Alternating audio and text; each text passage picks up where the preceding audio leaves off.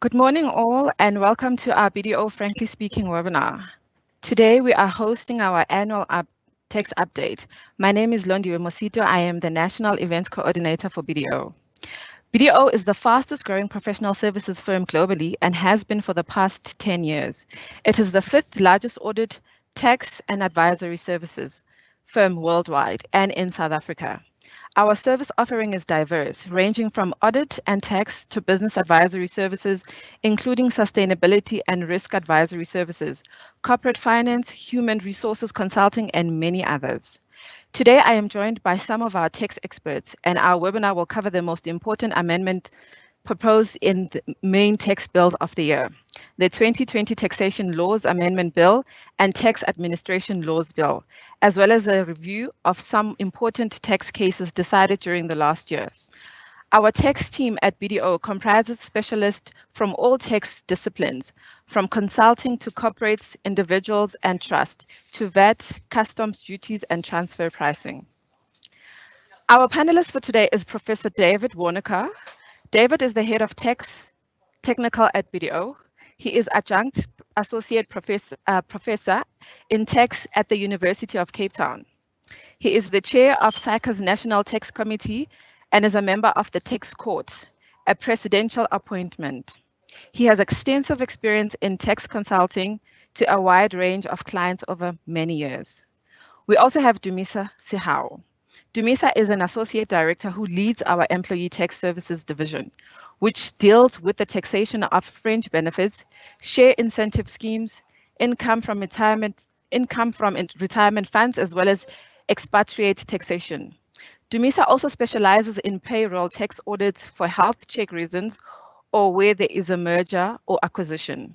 He also sits on the SAICA Pay As You Earn subcommittee. We are also joined by Hilton Cameron. Hilton is the head of international tax and specializes both in domestic, corporate, and international tax.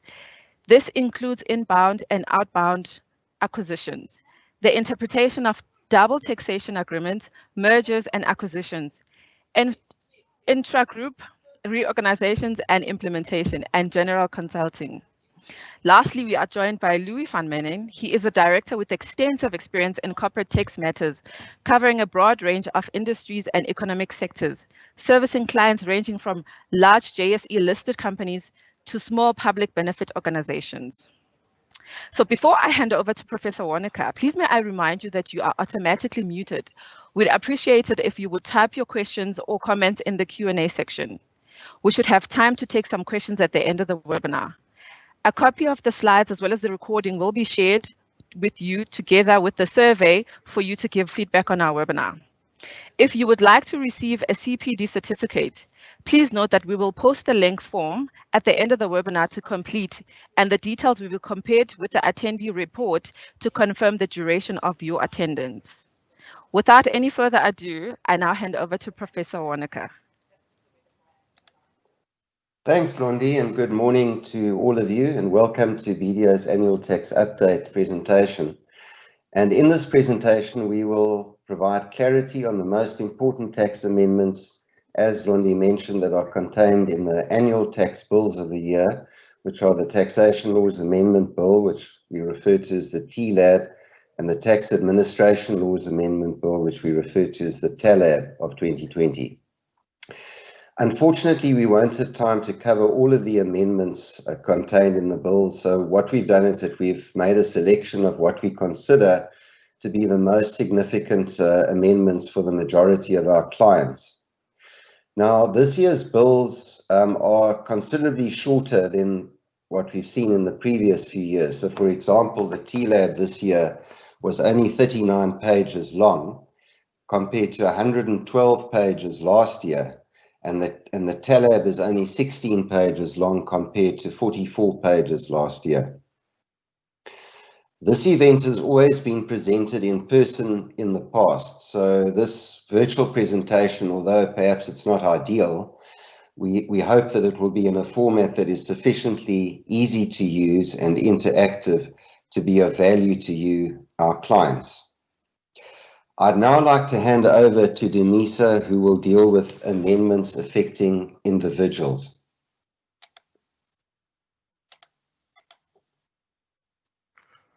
Good morning, everyone. As David have said, I will be taking you through the changes that affect individuals. Our first change is as a result of what we're going through as the world, which is the COVID pandemic. As a result of certain restriction regarding travel, there has been a change to what we call foreign employment exemption, which is Section 10102. So what has happened is that when individuals from various countries were called back to their home countries, South Africa also implemented level 5 and level 4 lockdown, which resulted in South African nationals having to go back home. This is a welcome relief because now what happens is that this has an effect on the requirements of the exemption, which requires that an individual is away from South Africa for more than 183 days and more than 60 continuous. What has National Treasury and SARS done is to relax this requirement and have, because of the level 4 and level 5 restrictions of travel, they've reduced the requirements for 183 days to 117 days. However, the more than 60 days continuous remains. This is indeed a welcome change. However, some would say it has the good and bad side of it. The good side of it is that you do not really want to miss on this exemption, as it is quite, it has a big impact on that. You may miss out on an exemption of 1.25 million. However, the bad is that if you are in South Africa during that period, that income that you've earned whilst you're in South Africa becomes taxable in South Africa. And therefore, you cannot claim those days and you will be fully taxable during that period in South Africa. However, I would still believe that this is indeed a welcome change. Next slide, Lundi. The second one is a bit of a controversial issue. This is because if you're looking at our issues in South Africa around education, if you are aware previously, when it came to employers providing bursaries to individuals, to relatives of employees, SARS had initially stated categorically that you cannot salary sacrifice. However, because of an issue of the missing middle of individuals that earned up to 600,000, they did allow that the employee can sacrifice a portion of their income as a bursary to the relatives or children of those employees. But because of certain and recent abuse, certain individuals setting up companies to provide this to employers, this salary sacrifice benefit, and the fact that a portion of this amount that has been sacrificed doesn't actually go to education, but goes to the admin fee for the company that is providing this service. SARS has believed that this has been abused, the fact that now you can salary sacrifice. As a result, SARS has gone back and have removed completely the salary sacrifice portion. Therefore, if an employer wants to provide a bursary to a relative of an employee, it has to be over and above the employee's remuneration. It cannot be salary sacrificed. I think this can be blamed on the individuals that and companies that saw the gap and figured they would make some money out of this relief.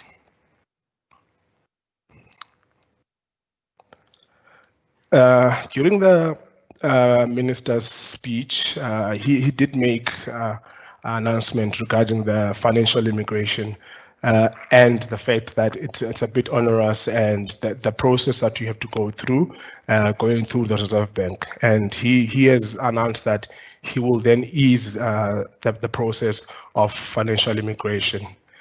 And what it then means that there's also going to be some changes around individual accessing their retirement funds. And there is in the market, I got a question, I think, recently around, does this apply to RA? Does it apply to just Provident Fund?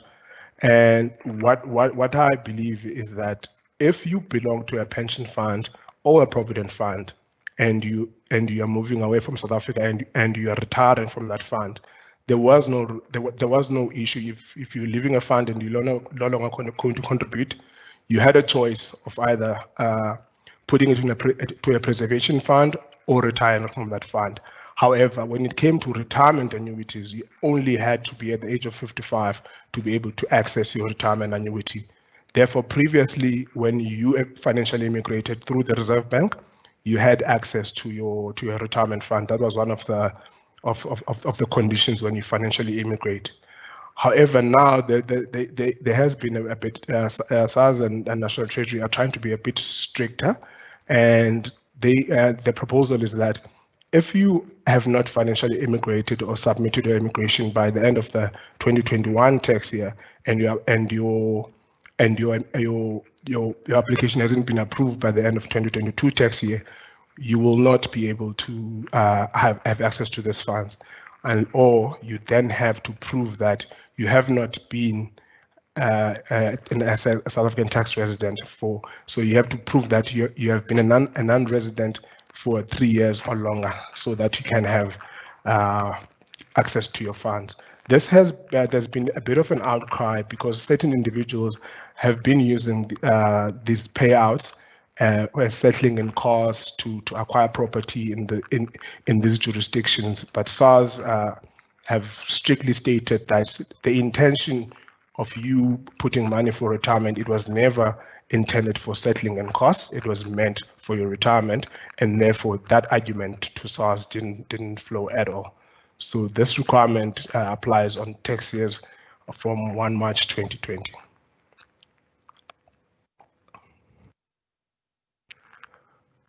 This change is in relation to Section 8, and I believe what it does, it really brings parity between individuals that are required from time to time to expand for business purposes on behalf of their employer. As we know, now the requirement is that if you are to have incurred any incidental costs, you have to be away from your usual place of residence for at least 1 night. However, for individuals that are not required to be away for 1 night, it disadvantages them because any advances provided become taxable, whereas they are actually expended for business purposes. So what this does is it is indeed a welcome change, because what it does, it now brings parity, and it says that if you are required to expend, to purchase lunch, utilities, and any other costs that you incur for business purposes, and it is for the furtherance of your employer's trade, you then are allowed to claim that as what we call a subsistence allowance. However, the amounts would be limited to what is being gazetted for normal subsistence allowance. This change applies from 1 March 2021. Next slide. This one is just SARS just reminding that they are watching people that are using trust.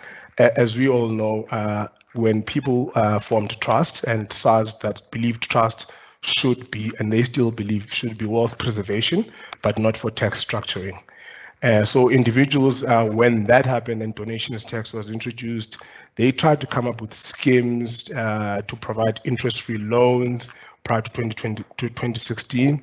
However, now what they are doing is they effectively subscribing for preference shares for nil to no return, to low returns, where there is a trust that owns the company and the trust is connected to them. And in return, what they would get would be dividends, and it would not be interest. But SARS have caught up on that, and they believe that if there is any acquisition of preference shares in a company where you have a trust that you are connected with, that subscription of preference shares would be deemed to be a loan, and any returns which would be the dividends, those would be deemed to be interest as defined, and that is effective from tax years from 1 Jan 2021. Thank you very much. I'll give David, who will take us through some of the business taxes changes. Thanks, Denisa. I'm going to deal in this section with the most important changes to the corporate rollover relief provisions, and the significant one this year in particular was the one with regard to unbundling transactions in section 46. So unbundling transaction relief is utilized quite a lot, and just to give a bit of context to this, an unbundling transaction occurs when a company that's the unbundling company distributes shares that it holds in another company, an unbundled company, up to the shareholders of the unbundling company.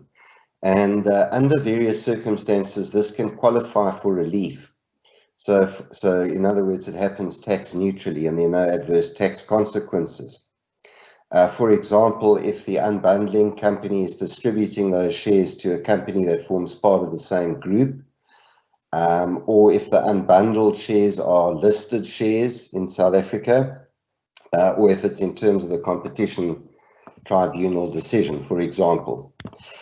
Now, there is an anti-avoidance provision in section 46 that says that the transaction won't qualify for relief if the shareholders that hold the shares in the unbundled company are persons who are not going to pay tax if they then dispose of their shares. So, for example, if they are non-residents, or if they are recreational clubs, or if they are approved public benefit organizations, you know, or the government.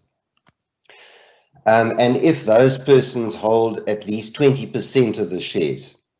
Now, the perceived loophole here, although I'm not convinced that it really is such a loophole, I'll come back to that, is that the way it's presently worded is that you simply consider whether each individual one of those so-called disqualified persons themselves, together with connected persons, holds 20% or more. So you could have, for example, one disqualified person holding 19% and another one holding 19% and another one holding 19%. And the way it's worded at the moment, it will still be a qualifying unbundling transaction because you don't aggregate the holdings of disqualified persons in determining whether they're over the 20% limit. So this is what's been effectively kind of fixed in the amendment, in that the 20% has been reduced to 5%. That's what the proposal is. Now, why I don't think it's such an erosion of the tax base, and I think it's an over-dramatization of an issue, is because presently the disqualified persons, if they were to dispose of the shares in the unbundling company, won't pay tax on it because they are disqualified persons. So if they simply sell their shares, they won't be taxed. All that's happened in an unbundling transaction is actually that instead of holding one asset, which is in the unbundling company, they now hold two assets, shares in the unbundling company and shares in the unbundled company, and together the value should in theory be the same as the value that they had before. So, you know, I don't really see this as much of a, you know, of a loophole really. But in a way, this proposal is positive because with the section 46 as it reads before this amendment, it's an all or nothing provision. So if there's one disqualified shareholder that holds more than 20%, the whole transaction doesn't qualify for relief. Now what it says is, to the extent, uses those words, to the extent that shares are distributed to a disqualified person that holds at least 5%, and it's no longer together with connected persons, you just look at that person's holding. If it's 5% of the equity shares or more immediately before the unbundling transaction, then to that extent, the section 46 relief will not apply. And this is effective in respect of unbundling transactions entered into on or after the 28th of October of this year, which is the date that the bill, the final version, was presented in Parliament. Okay, I'll now hand over to Louis, who will deal with various other corporate amendments. Thank you, David. Morning all from my side, and welcome to this tax update session. I'm sure you all have been waiting for this moment. I hope you find it informative and slightly entertaining. Londi, if we can go to the first slide on my section, which deals with proposed amendments to doubtful debt deductions in respect of secured non-IFRS 9 debts. Now, before I jump into it, I would like to just remind everyone and give you a bit of a background to this section. So you are reminded that following the introduction of IFRS 9 a few years ago, Treasury acted swiftly and a year later amended Section 11J, which deals with doubtful debt deductions, to talk to IFRS 9. The two are not quite seeing eye to eye yet, but we are getting there slowly but surely, and the proposed amendment will definitely help in that regard. So to further remind you, where a taxpayer applies IFRS 9, the taxpayer can qualify for a 40% doubtful debt deduction on its lifetime expected credit loss, as well as on amounts that are disclosed as bad debts written off for financial reporting purposes. This would of course only apply if the debt itself is not already bad from a tax point of view, in which you can still claim 100% deduction.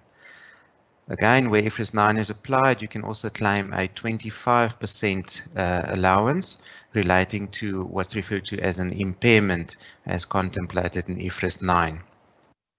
Where IFRS 9 is not applied, a taxpayer can claim a 40% doubtful debt allowance on debts that are 120 days or more in arrears, or 25% of debts that are 60 days or more in arrears. SARS may also, on application, issue a directive for the 40% rate to be increased up to 85%, considering relevant factors and motivations. Something to remember is that the overriding consideration for qualifying for doubtful debt deductions is that the amounts in question should have been included in the taxpayer's taxable income, unless you are a money lender, in which case certain other debts can also qualify for bad debts. Now, the concern at the moment is that when determining your IFRS lifetime credit losses and impairments, securities held against debts should obviously be taken into account, whereas for taxpayers that do not apply IFRS, the doubtful debt allowance at this stage simply refers to the aging of the debt and ignoring security. So if we apply the current legislation to a simple example, for a taxpayer not applying IFRS, if that taxpayer has a debt due to him of R1 million that is 120 days old, but secured by a R1 million property pledged as security, you can still claim a 40% allowance. And I'm sure you'll all agree that with no real commercial loss probable, there shouldn't really be a tax deduction. This then clearly creates a lack of parity between taxpayers that apply IFRS 9 and those who don't. So the proposal is that where taxpayers do not apply IFRS 9, they need to take account of security held against debts before applying the relevant 25 or 40% allowances. This proposal will become effective for years of assessment commencing on or after 1 Jan 2021. Next slide, please, Londi. Thank you. Staying with the theme of doubtful debts, there's also a proposed amendment dealing with taxpayers conducting leasing businesses. And this would obviously apply to property holding companies and companies that finance assets in the form of leases. So currently for taxpayers that apply IFRS 9, the legislation states that no doubtful debt allowance is allowed in respect of what's referred to as leased receivables. Now, as indicated just now, the overriding consideration for deductibility of most doubtful debts is still that the amounts should have been included in the taxpayer's taxable income previously or in the current year. And from an IFRS 9 perspective, a lease receivable can include future lease payments that will be received after the year of assessment, which clearly would not yet have been included in taxable income. As a result, lease receivables were legislatively excluded from qualifying for doubtful debts. However, overdue lease payments can also form part of lease receivables, and those amounts would have been included in taxable income. A blanket exclusion of lease receivables from doubtful debt allowances is accordingly not appropriate. These lease payments that are in the arrears should qualify for the allowance, and the current legislation therefore also causes a lack of parity between taxpayers that apply IFRS 9 and those who do not. So the proposal is that where you do apply IFRS 9, you would still be able to claim a doubtful debt on lease receivables to the extent that the lease receivables were included in taxable income previously. And this proposal will be effective for years of assessment commencing on or after 28 October 2020. Now, we are a bit concerned with this proposed effective date because it actually then means that the legislation leaves a gap in terms of companies being able to claim deductions on legitimate lease receivables that are in doubt on which they've already claimed tax. So, yeah, I must admit for myself, even the doubtful debt deductions can be quite confusing. And my closing comment on this would be that if you are in doubt in terms of what you can claim, please contact your reasonably priced, friendly BDO tax consultant on alvanmanen@bdo.co.za. We also offer a cashback reward on each tax invoice we issue of 15%. This reward system is administered by SARS through the submission of your VAT 201 returns.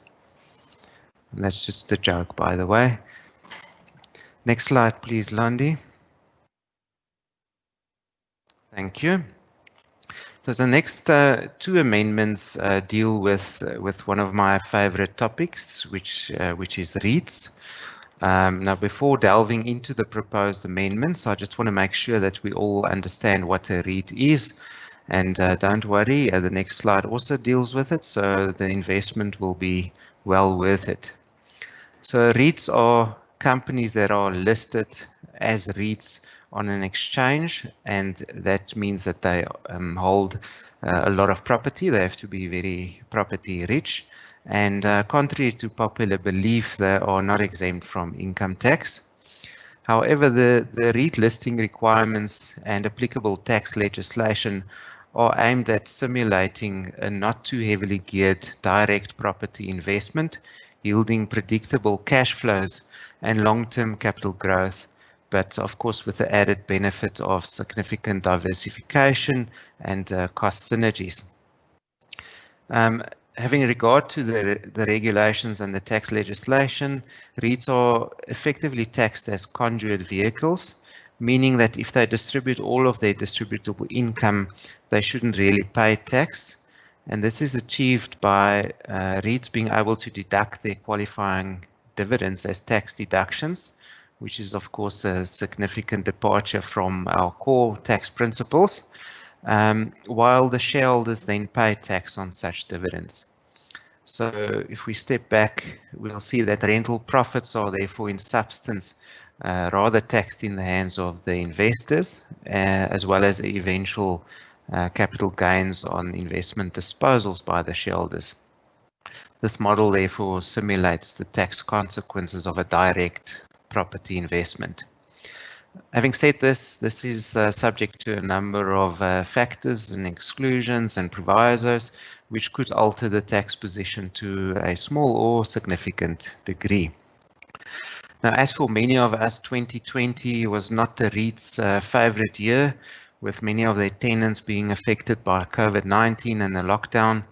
resulting in the sector share prices having declined by more than 50% since pre-lockdown. As most of us are either directly or indirectly invested in REITs, and with REITs owning most of the shopping malls in South Africa, it would actually probably help our investments if we spent as much money as possible at the shops this holiday season. I should probably point out at this stage that I'm not a certified financial planner. Anyway, with that background, we can jump straight into the proposed amendment.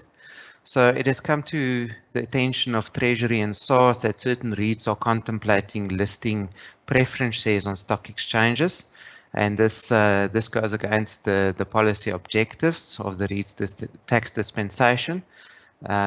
Treasury effectively regards, in substance, preference shareholders as financiers rather than at-risk investors, and accordingly don't believe they should be taxed as at-risk property investors.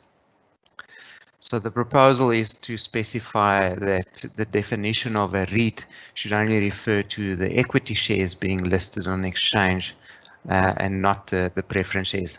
This amendment will be promulgated when the Tax Laws Amendment Act is promulgated.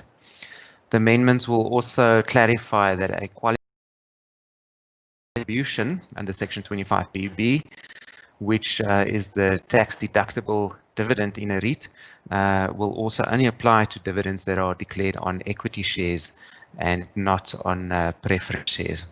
This will become effective for years of assessment commencing on or after 1 Jan 2021. Next slide, please, Londi. Thank you. Then the second proposed amendment that will affect REITs is in respect of the taxation of foreign dividends received by REITs. Now, at the moment where REIT or any other person for that matter holds at least 10% of the equity shares and voting rights in a foreign company, foreign dividends received by REITs on those shares are exempt from income tax under Section 10 Cap B. However, these foreign dividends may also form part of the tax deduction of a qualifying distribution. So as an example, if a REIT's distributable income of 100 includes a foreign dividend of 10, its taxable income under the current legislation would only be 90.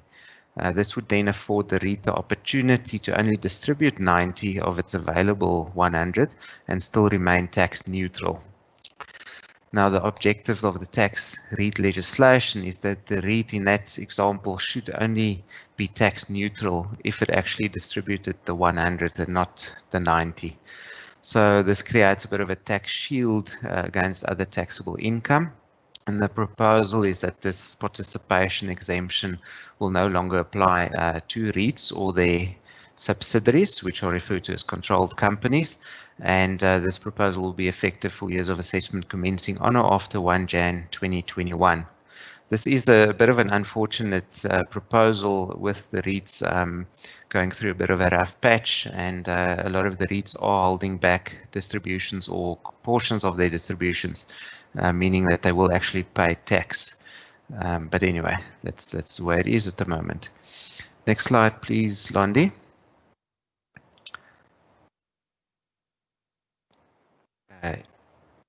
The next amendment deals with the tax treatment of allowable mining capital expenditure. Now, as you will all know, that mines need significant initial infrastructure investment before they are actually able to start production. And the tax legislation applicable to mines have specifically been designed to allow the mines to first recoup the upfront investments before they actually start paying tax on production profits. Now, this mechanism is achieved through sections 15 and 36, which potentially allows taxpayers to claim an upfront deduction of those capital costs, provided they are engaged in mining operations. Now, due to the changes in mining models in the last decade or so, the concept of contract miners has come about, and these companies who act as contract miners generally conduct the mining activities or a portion thereof on behalf of the miners for a fee, obviously.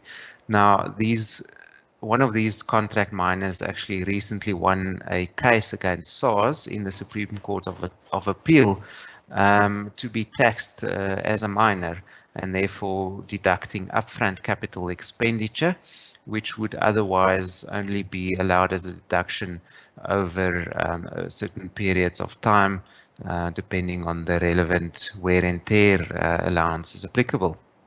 So currently, the provisions do not adequately address the treatment of tax of capital expenditure that is incurred while carrying on the activity of contract mining. So there's a lot of uncertainty at the moment in the industry, and whether a contract miner and a mining right holder could both qualify for upfront capital allowances. So initially, Treasury and SARS proposed an amendment to the legislation that would have made it clear that only the mining right holder would qualify for a deduction of these upfront costs, as well as if that mining right holder conducted mining activities. So this would then automatically exclude contract miners from this dispensation. But to avoid the negative consequences of this, the mining industry, governments and industry will investigate and find solutions to what should result in a negative impact. So we are hoping when the role players come together and after enough exploration, digging, blasting, crashing, refining and polishing, a gem of a solution will be produced. So yeah, let's watch this space. Next slide, please, Londi. Thank you.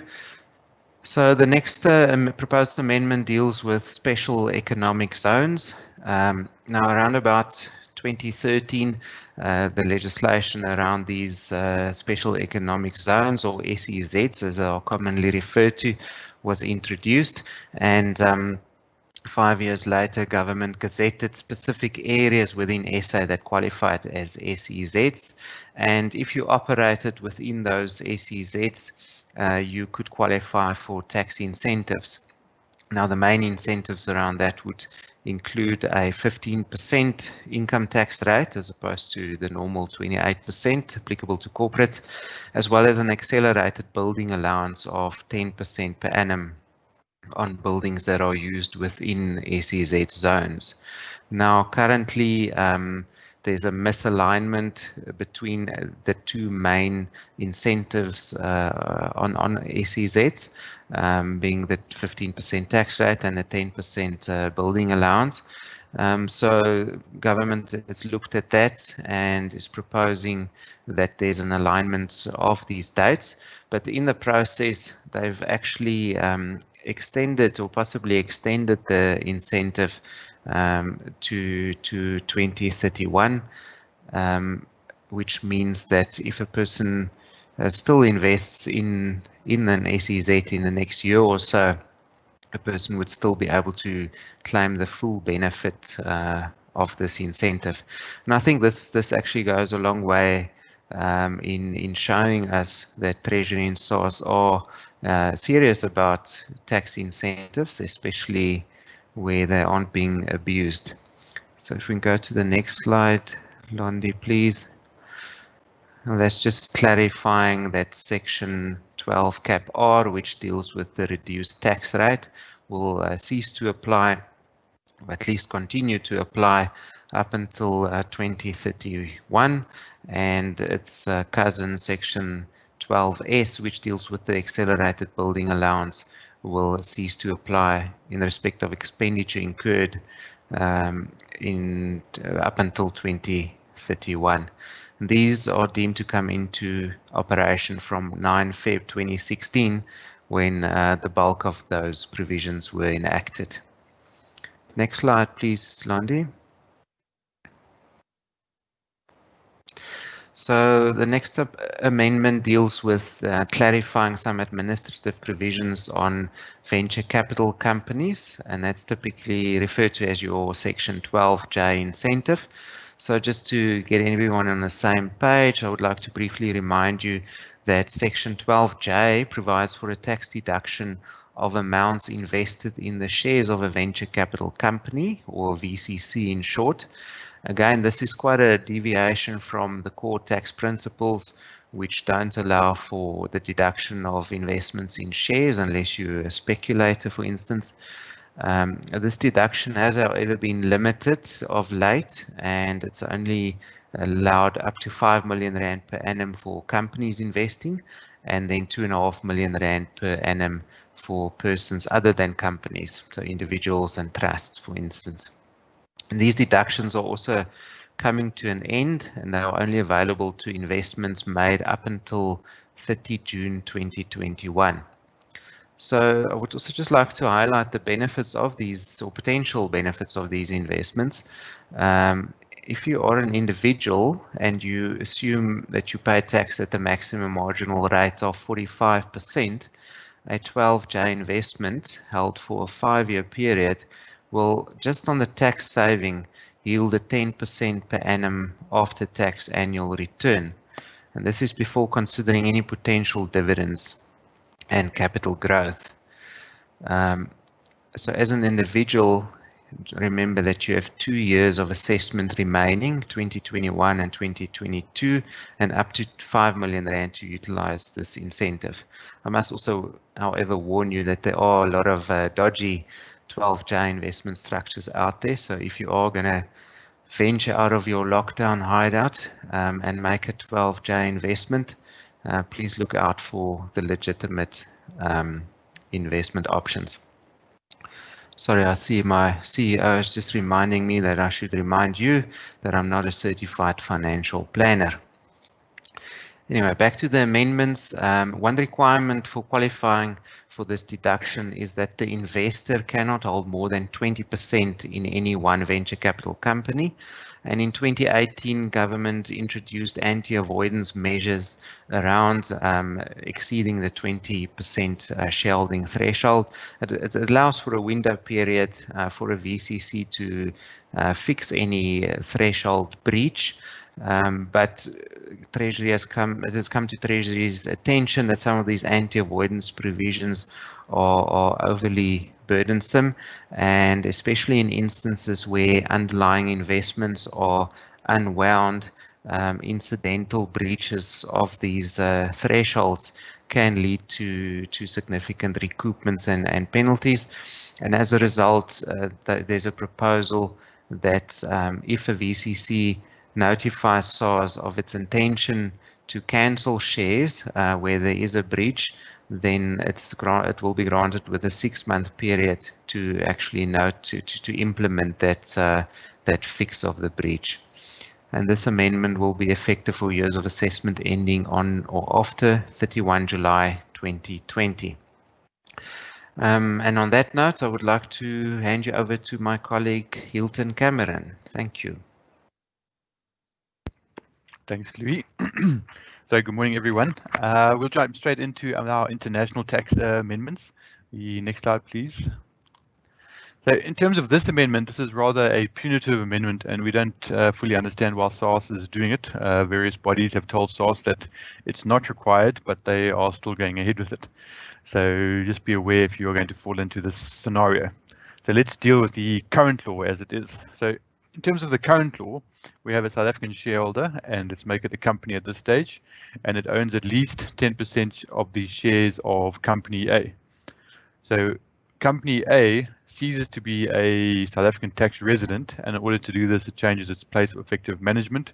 So in terms of numerous treaties which we have with various countries, when you change your place of effective management, you'll cease to be a South African tax resident. So in terms of the current rules, on day 2, when you cease to be a South African tax resident, what this means for Company A is that on day 1, it's deemed to have disposed of all of its assets, and so we'll have a capital gains tax event. Then it will also be deemed to have declared a dividend in specie, basically equal to the market value of that company. So there's 2 events, the dividend and the CGT. The dividend is not such a downside for the South African shareholder if it owns 100%, if the South African shareholder is a company, because the company is exempt from dividend withholding tax. So what SARS is now concerned about is that the increase in value of company A, just say you bought it for 100 and it's now worth 1,000, and on day 3, after that company has ceased to be a South African tax resident, the South African shareholder sells company A and it is exempt from any capital gains tax.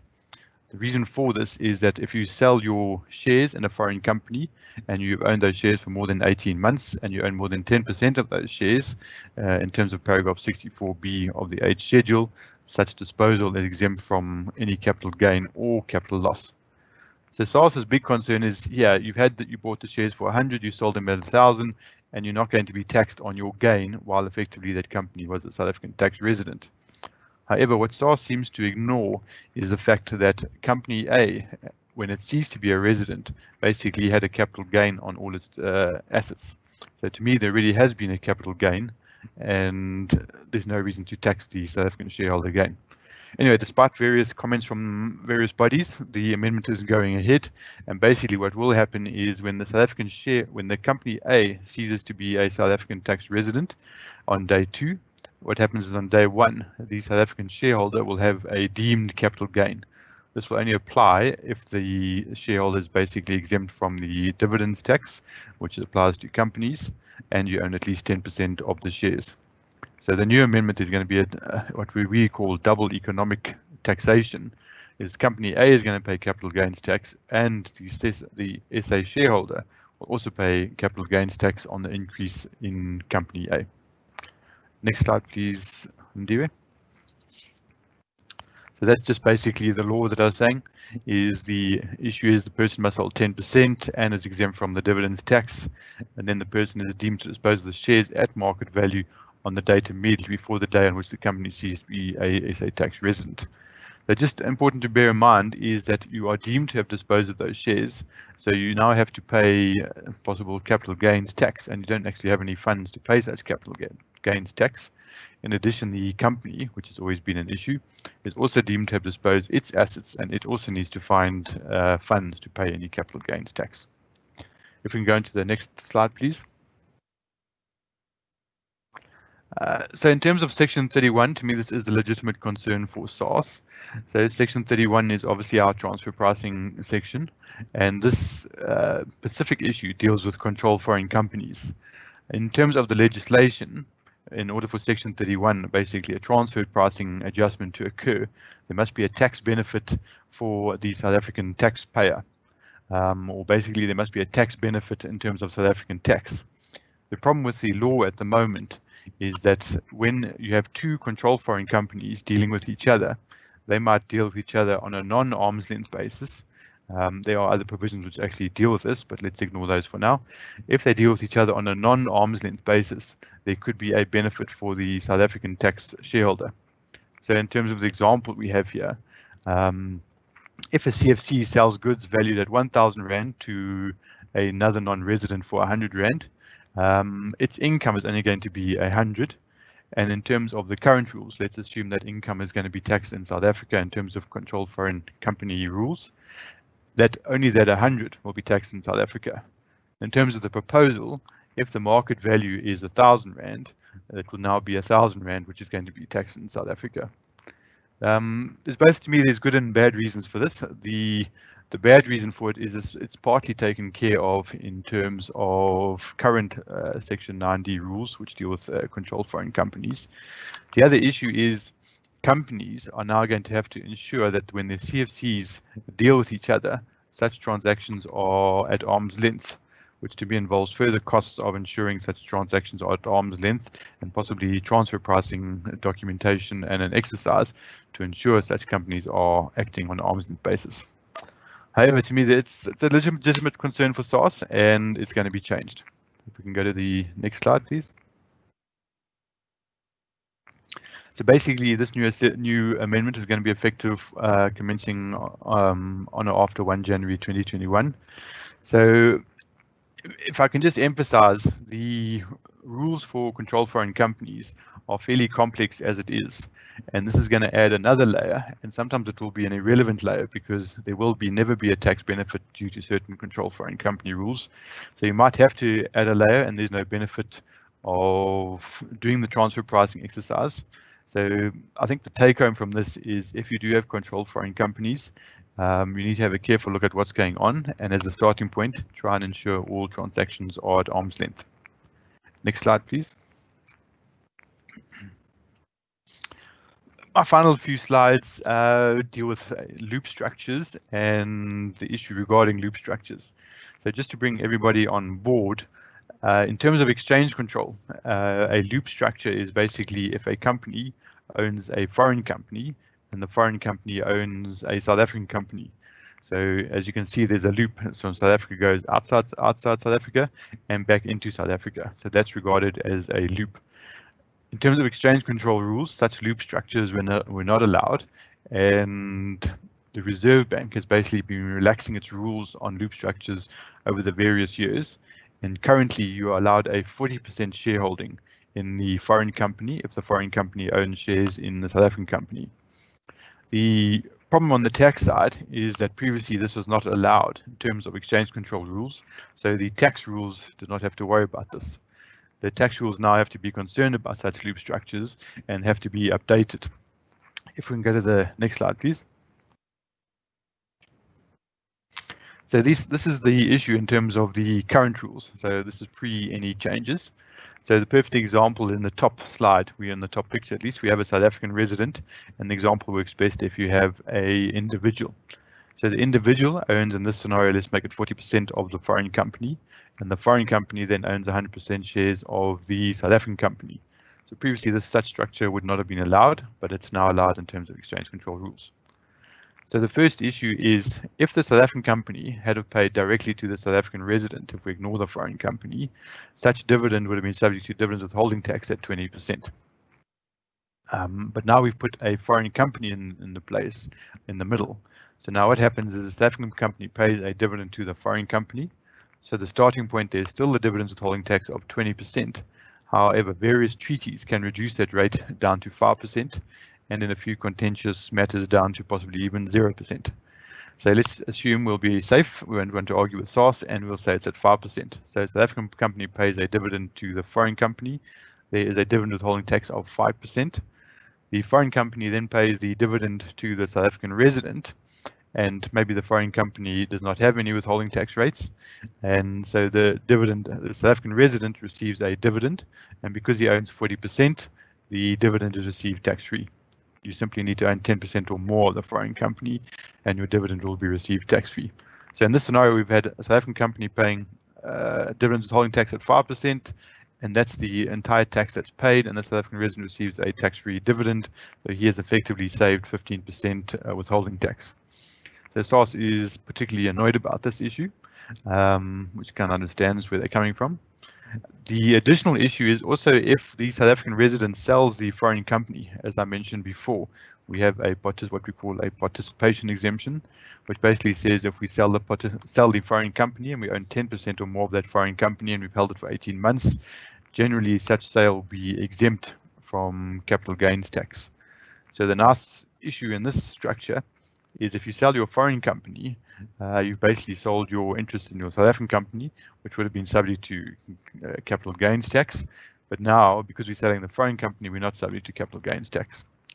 So what SARS has done in terms of the proposals is that when the South African company declares a dividend and the foreign company is a controlled foreign company, a CFC, it will need to include that dividend in its income. So at the moment, that dividend would be exempt, but now the dividend income is going to be included, and basically it's on a sliding scale depending on the withholding tax that's paid by the South African company to effectively ensure that the withholding tax rate is at 20%. Interesting enough, when they look at the sliding scale of the dividends to take into account the various treaties, they don't take into account a 0% withholding tax. Because at the moment I think they are putting their heads in the sand and they're saying there is no 0% withholding tax. But as I said, that's a contentious issue. The next amendment is when the South African resident, as I said, sells the foreign company. The current rules exempt such or potentially exempt such sale from capital gains tax. So what the new rule has also said is that when you sell the foreign company, to the extent such sale is attributable to the value of the South African company, such sale will be taxed in your hands. So if we sell the foreign company for 100 and basically 30 of that value is attributable to the South African company, 30 of that proceeds will be included in the South African resident's income. Next slide, please. So basically that's just what I've been saying now. The effective dates for the dividends is for dividends that are received by Recruiter CFC on or after 1 January 2021. An important issue here, it doesn't talk about years of assessment. It simply says this for dividends received by or accrued to the CFC. And then in regard to disposals, again, no year of assessment, simply for effective for disposals on or after 1 January 2021. I think next slide. I think it's David again. Tax administration. Thanks very much, Hilton. Yeah. If you could just go to the next slide for us, please. Thanks. Yeah, this amendment elicited a lot of response from a lot of quarters, and you know, a lot of people still aren't very happy about it, amongst them ourselves, because it's going to have the potential to criminalize simple acts of forgetfulness, really, I think, at the end of the day. So what the amendment is that currently, if one willfully and without just cause does certain things or doesn't do certain things as may be required, then you're guilty of an offence, and upon conviction you could be liable to do jail time or a fine. The initial proposal that came out was to remove the word willfully from that. So in other words, it would then simply have read, if a person without just cause fails to do certain things, and some of them are, you know, quite easy to forget or to omit to do or to do, you know. So that really led to a plethora of responses on this amendment. If you look at the rationale for it, it seems to actually be really that at the end of the day, the NPA is not able to prosecute cases currently because they can't confidently persuade the court that a person willfully did something or failed to do something.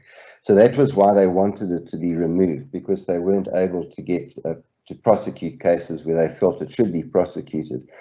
I think now it's gone too far the other way, and I think it might lead to, you know, as I mentioned, a real concern of criminalizing simple acts of negligence. So I think if we could just go to the next slide, Rondi. So the proposal now is no longer that it's just the words, you know, when a person willfully and without just cause, and willfully just simply removed and without just cause. Now it's a differentiated approach that was eventually decided on. So in the response back document to the Standing Committee on Finance, National Treasury said that offences that strike at key duties that the tax system's broad application depends on will require willfulness or negligence. So it's one or the other. Now, the problem, I think, with this is that you'll see that the category includes some pretty, you know, offences where it's quite easy to just forget to do something. For example, failure to notify SARS of a change in registered particulars, failure to notify SARS of a change in representative taxpayer, and failure to disclose to SARS any material facts which should have been disclosed under a tax act, or to notify SARS of anything as required under a tax act, which is quite a broad, you know, category in its own right. So if a person now is just negligently doesn't do that, and my concern is that in the vast majority of cases, the fact that you didn't do something when you were supposed to do something almost presupposes negligence. You know, there might be cases where there's an exceptional ground or reason why you weren't able to do it, but I think in most cases you'll meet the requirement of negligence and therefore potentially liable to criminal prosecution for example, failing to notify SARS of a change in registered particulars. There is another problem with this, and that is that it is this question of selective prosecution, because at the end of the day, it's going to be SARS that will notify the NPA of, you know, the fact that an issue must be taken further and prosecuted. So you can't tell me that SARS is going to notify the NPA to prosecute every single time when a person has failed to notify them of a change in registered particulars, for example. So then the question is, in which cases will they then decide to notify NPA of those misdemeanors, and in which won't they? And that, you know, then it seems as if SARS will end up selectively prosecuting if they do decide to prosecute for those. But I'm just concerned that they've got the power to prosecute for these type of, you know, offences, which seem in many cases to actually be quite easy for a person to unknowingly commit in a way. Londi, if you could just move to the next slide. Thanks. And then just following this differentiated approach, now offences where the nature of the non-compliance implies intent will require willfulness. So this is actually the more serious type of ones, you know, and those will require willfulness. So the category includes offences such as issuing a false document, dissipating a person's assets in order to impede the collection of any taxes, and obstructing or hindering a SARS official in the discharge of his or her duty. So this is a higher hurdle to be passed in order to find someone guilty, because it requires willfulness.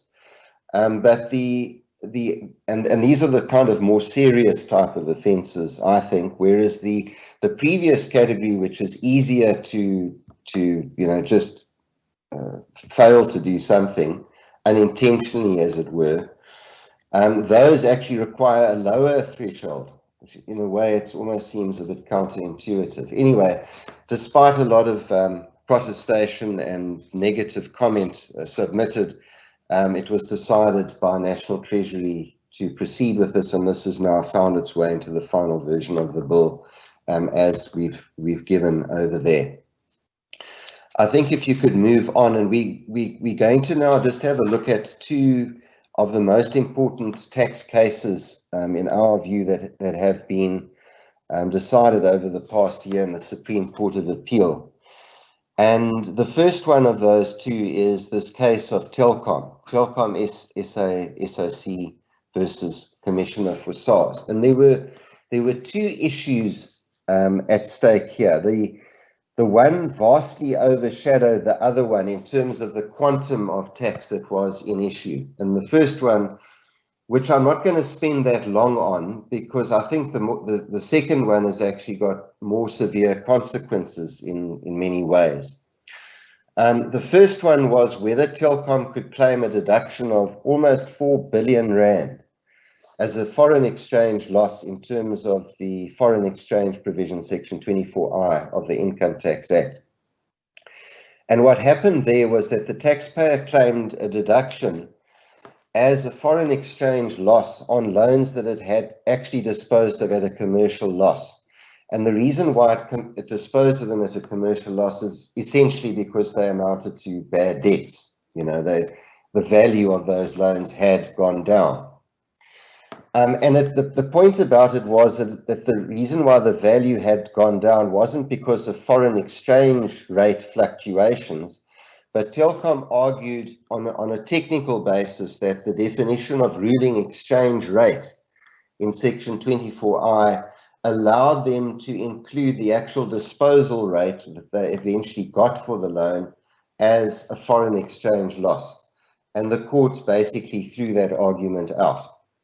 Okay, the second issue, which, as I said, I think is more important, is that Telkom sought to claim a deduction in one go in the year it was incurred of cash incentive bonuses of about 179 million rand in terms of Section 23H of the Income Tax Act. And Section 23H of the Income Tax Act is the prepaid expenses equivalent provision in the Income Tax Act.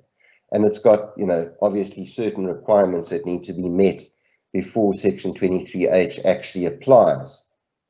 And what had happened was that Telkom had paid these cash incentive bonuses to this other independent company called Velocity Pty Limited for connecting subscribers to the Telkom network. So it was based on the connection that Velocity did of subscribers. They got paid a cash incentive bonus depending on the number of subscribers that they connected to the Telkom network. And that was in respect of 24-month contracts with Telkom's customers. And SARS only allowed a portion of that deduction because in its view, Section 23H 1B2 applied. And Londi, if we could go to the next slide and we can just see what the requirements of 23H are and how they all sort of fit together. The weird thing about the judgment of the Supreme Court in this matter was that the Supreme Court didn't even consider the other category, which it seems on the face of it should instead have applied, which is B Roman 1. Now, if we have a look at what those categories are, B Roman 1, I think B Roman 2, it should actually be there. B Roman 1 is goods to be supplied, in which case you spread the deduction based on the ratio of the expenditure on goods actually supplied to the total expenditure on the goods. B Roman 2, which is the one I think should really have applied, is services to be rendered. If it's a service to be rendered, then you spread the deduction based on the ratio of the number of months during which the services were rendered during the current year of assessment to the total number of months over which the services are to be rendered. And in this particular case, if the court had considered B2, they may have come to the conclusion that, well, Velocity was rendering a service to Telkom, which was connecting Telkom subscribers to their network. Those services had all been rendered in respect of which this deduction was claimed. They'd all been rendered by the end of the year. Therefore, there is no spread to be done because all of those services had already been rendered to Telkom by the end of the year. Instead, what the court did is they didn't even look at that category. They just went straight into the any other benefit category. And in which case the spread is based on the ratio of the number of months during which the benefit was enjoyed during the current year to the total number of months over which the benefit is likely to be enjoyed. And that's what the court said applied here. So that was what is quite strange. But if you look at that, it says any other benefit. So by implication, it seems to mean if it wasn't goods that were being supplied or services that were being rendered, then it goes into any other type of benefit. And in this case, it seems it was services to be rendered, so therefore the any other benefit category actually shouldn't have applied because it fell into one of the other two, either goods or services. Londi, next slide, thank you. So as a result now, this has introduced a lot of uncertainty with regard to services that are rendered. If there is a benefit period that can be said to extend beyond the end of the year of assessment, what does one do? Now, the court found Telkom does not incur the incentive bonus solely to establish a new connection with a customer. The benefit lies in having a customer who pays subscription fees over the fixed term of the contract. Telkom does not enjoy any benefit immediately upon the conclusion of a new contract. It has nothing to show for it until such time as the connection turns into fee income. That is when Telkom begins to enjoy the true benefits of the cash incentive payments. So if we just consider some other examples, for example, rental commissions. If you engage, let's say, an estate agent to find you a tenant for your property, And if they find you a tenant and the lease is signed up, then they get paid a commission. Does one now, based on this judgment, say, well, look, the estate agent was rendering a service. The service was all rendered by the end of the year of assessment in which you paid them that commission. But based on the Telkom case, there is a benefit, because actually the fact that we've got a tenant gives us the lease which lasts for 5 years. Do we now therefore have to spread that rental commission over the term of the lease? That would certainly go against an existing binding private ruling that SARS has issued to a taxpayer, saying that 23H actually doesn't apply in that type of situation. On the other hand, what about advertising expenditure? If you put up one of these big ads on a billboard, and you pay someone immediately for putting that ad up, do you now have to spread that deduction over the period that will be up on the billboard if that extends beyond the end of the year of assessment? So there's quite a lot of uncertainty that has been introduced as a result of this judgment. And, I think just in particular, it's the fact that they didn't even consider that services category. They just went straight into the any other benefit category that has introduced this uncertainty. Because if they'd said, well, we're considering that category, but we don't think it applies for the following reasons, that would have given some guidance as to when it might apply and when it might not apply. The fact that they didn't say anything about it maybe leads one to the conclusion that maybe it just never applies in those cases, or maybe they, as I suspect might have happened, that wasn't argued for whatever reason, strongly, that category actually applied. Okay, over to Hilton to look at another case. Thanks, David. And this is the last case for today. So I'm looking at the case of Big G Restaurants versus the Commissioner for South African Revenue Services. So to me, there was two issues here. The one issue was regard to a technical point in regard to Section 24C. But to me was of actually far greater importance was that this matter was heard in the Constitutional Court. So I did a quick look. In the last 20 years, we have had 7 tax cases in the Constitutional Court, and this is number 8. And to me, on a brief look, those last 7 had more to do with administration issues and matters of sort of such importance, whereas this is got to do specifically with a technical issue, which does to me open the floodgates, but I'll return to this issue. So we'll first look at the Section 24C issue. So in terms of Section 24C, if the income of a taxpayer includes any amount in terms of any contract, and such amount will be utilized to finance future expenditure in terms of the taxpayer's obligations under such contract, a taxpayer can be allowed a deduction of the said amount. So to put that into example, the standard case is of people who just say do buildings or in the construction industry. So what normally happens is you give the contractor 10 million rand to go and build the factory, well, a small part of the factory, but you give him that amount upfront, and because the contractor receives that amount upfront, he is taxed on that amount. However, that 10 million is obviously now meant for the contractor to go and build the factory. So the contractor is going to use those funds to go and incur various costs. So SARS recognizes this, or the Act recognizes this, and basically of that 10 million received, you will be allowed a deduction of your expected future costs in terms of that contract. So that's the standard sort of Section 24C where it normally applies. In terms of what happened in this matter, Big G was a franchisee of Spur Restaurants. So Big G had a whole lot of Spur restaurants. And in terms of the contract with Spur, Big G was required to revamp its stores on various occasions. Obviously, it needs to keep a certain image for Spur, and therefore it had to do these revamps every now and again. So what Big G said was, we have an agreement with Spur that obliges us to revamp our stores, and without our agreement, we obviously cannot be a Spur restaurant. The issue was then it sold its food to its various patrons, and it received income from such patrons. So what it did is it tried to link the two contracts together. So the one contract is the sale of the food at the restaurant, and the other contract is the franchise agreement. So it says, basically what it was trying to say is these two contracts are inextricably linked, and in view of such a link, the income that the Big G receives is received in terms of the franchisee agreement.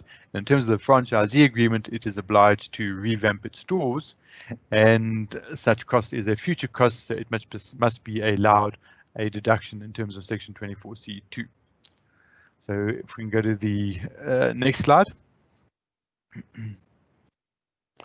So what SARS said is the income must accrue in regard to the same contract. So my example of the builder is one contract, you receive the 10 million, and in terms of the same contract, you are obliged to then build the factory. SARS said here there are two contracts, the one contract being for the sale of the food, the other contract being for the franchisee agreement. Quite interesting, the tax court agreed with Big G and basically said the proximate cause of the restaurant sales is inextricably linked with the franchisee agreement. The Supreme Court of Appeal disagreed with the tax court and said the income is not from the franchisee agreement, i.e. there are two agreements, so section 24C does not apply. So that was really the big issue of section 24C, is what does in terms of mean? Is it in terms of the one contract, or can you have in terms of the other contract? However, as I said, my big issue was the Constitutional Court. So the big issue here is in terms of the Constitutional Court. If a matter is going to be heard in the Constitutional Court, there is, first of all, is there a question of law, and is it arguable? And is the matter of general public importance? So what the court said here, there is a question of law. The question of law is, how is section 24C meant to be applied, and is it arguable? And they said the matter is, well, has never come before the court before, and it certainly is arguable either way. Possibly an example of why it is arguable is that the lower court, the tax court, held in favor of Big G. In regard to the public importance, and to me I found this was quite strange, and I possibly wouldn't have gone with it, is they said that first of all, the franchisee agreement is not unique, and what the court did, they took judicial notice that spur is spread across the length of breadth of South Africa, which made the matter of public importance. So two issues, spurs all around South Africa. For those of you who have kids, I'm sure you know spurs all around South Africa. And then the other issue is the matter is of general public importance because of the franchisee agreement is not unique. Next slide, please, Landiwe.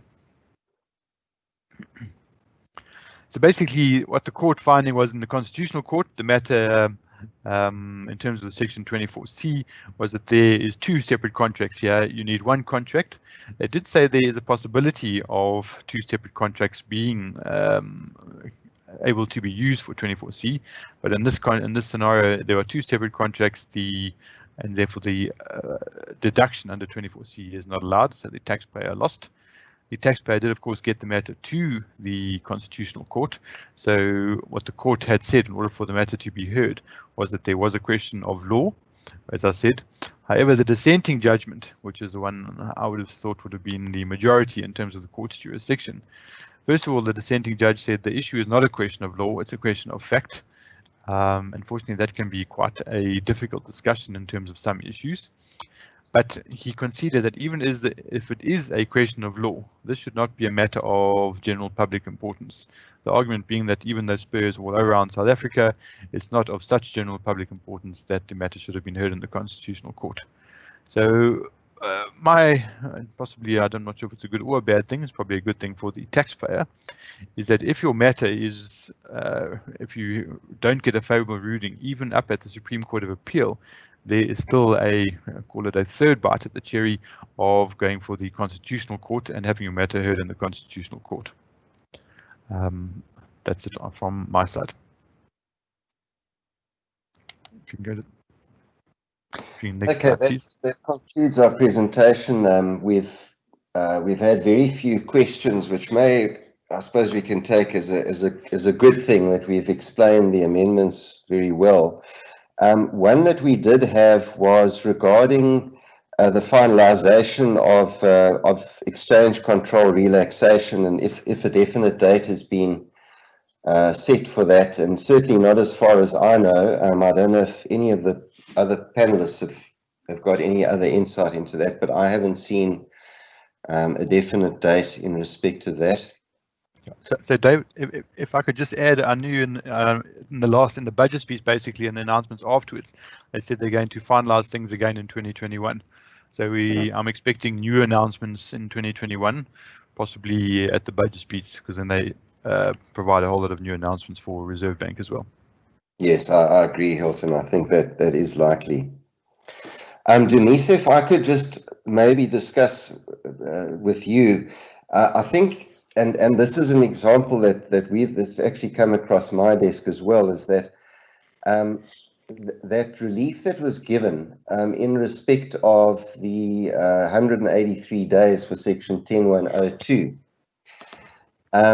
So if a person would normally have rendered services outside South Africa and they were unable to get out of South Africa during the lockdown period, just to confirm, the unfortunate part about it is that there was a relaxation going from the 183-day requirement outside South Africa down to 117 only. But the problem is, if you were here in South Africa, do you agree with me that unfortunately, if you were working and able to work in South Africa, that income would actually be taxed in South Africa? And wouldn't be exempt because you weren't rendering the services outside South Africa as required in terms of that exemption. Yes, David, that is correct, because one of the requirements is that you must be physically outside South Africa when rendering the services. For an example, even when in the old days, when it was 183 days, if you came back, for an example, for a period of a month, in an 11-month period, and you were outside for 11 months and only spent a month in South Africa, that month in South Africa would become taxable, and then the 11 months would be exempt. Yeah, and it has a devastating effect on some individuals because most of them are very high earners, and it has a huge impact. And the unfortunate thing is that often the payrolls overseas were set up to run as normal, so they would simply have withheld their own tax in country on that side, and now the amount is taxable here, and then one's got to look to the double tax treaty and possibly try and get relief on that side, which might not be easy after the fact to actually do that. So that's that is a major problem in practice. That's correct. We actually had a situation where the individual was actually in the UK. He was on the UK payroll, and that exactly happened. But I think the UK, just like South Africa, you do have when you're doing a reconciliation where you then exclude income that's not sourced there if the individual is not resident, like we do in South Africa when we're doing the EMP 541, which is submitted 3 months after the tax year end, when you have all the facts. Okay, thanks.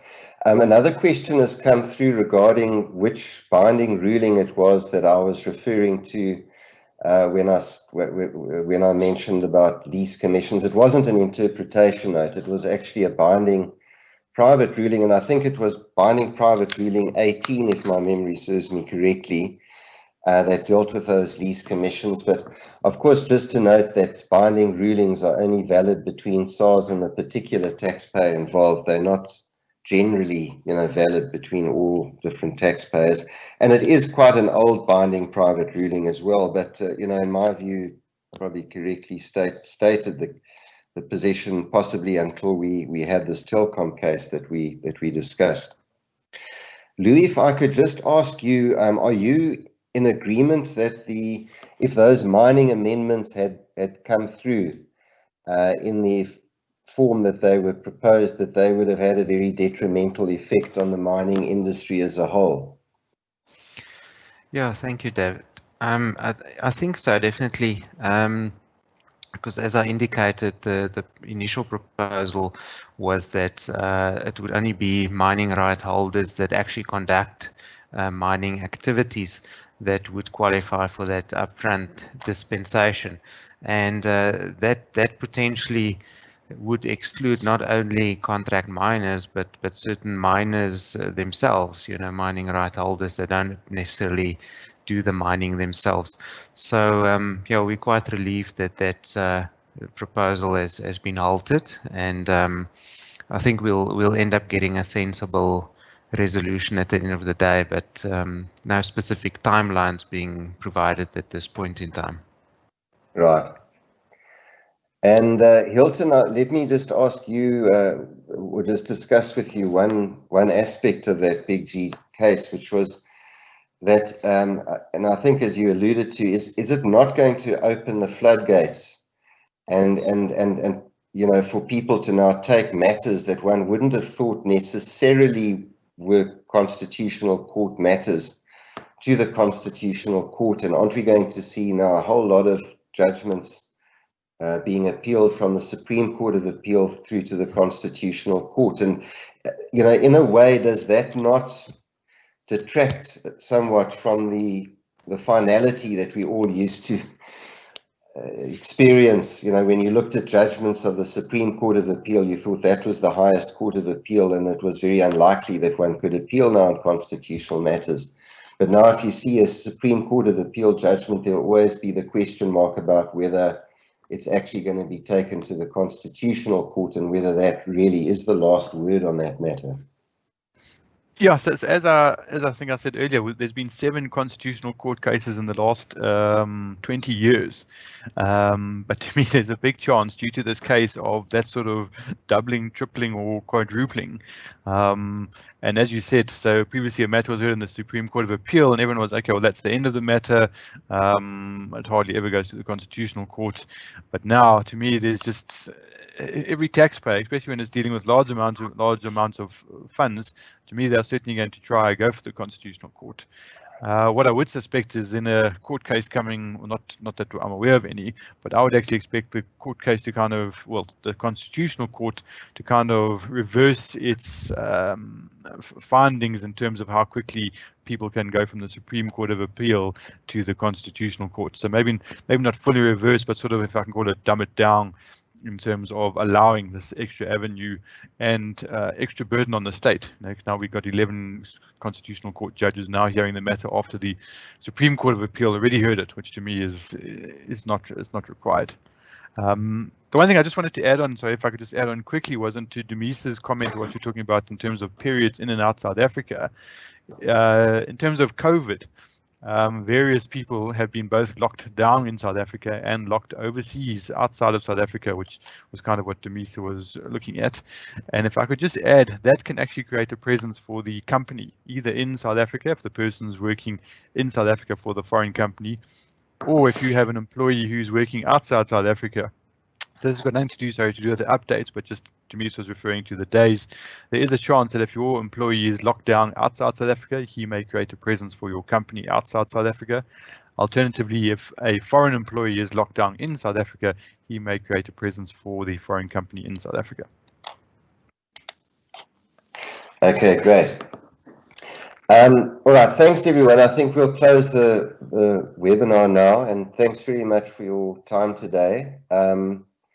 If you need to contact any of us, our email addresses are on the last slide of the presentation, and all the very best to you over the festive season. I certainly hope that you manage to have a good break at the end of what's been a very difficult year for all of us.